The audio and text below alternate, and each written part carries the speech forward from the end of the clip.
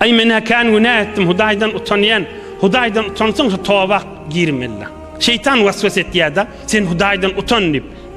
Hudaya men bağışla dip, utansın estağfirullah karra aytmalla. Güne 77'ge cayva diyerleri hak gurrunda son Nebi Ekrem aydıptır. Kime?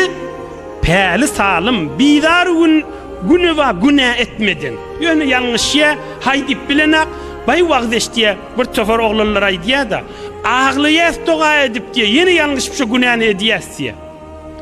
Şeytana allanıp, şeytanı mengdişe allanıp da, tövbesini etberamasın. Allah diyemesin etberamasın. Estağfirullah diyemesin etbermesin. Şudur şunu dünyadan ötüküste, kıyamatta adamların gruhundan girecektir. Ay ocunu tovan maskar ettiğin molyaki diyse biri, ol yüreğine yalancılık bolsa şeyle. Yüreğine bidar günü var, yan kıyanak, yalvarıp, Hudaya men sakla men nip duran adam, ol pel salim, ol Allah'ın doğası, ol çın Müslüman adam. Ina ak gurrun açıklandı da.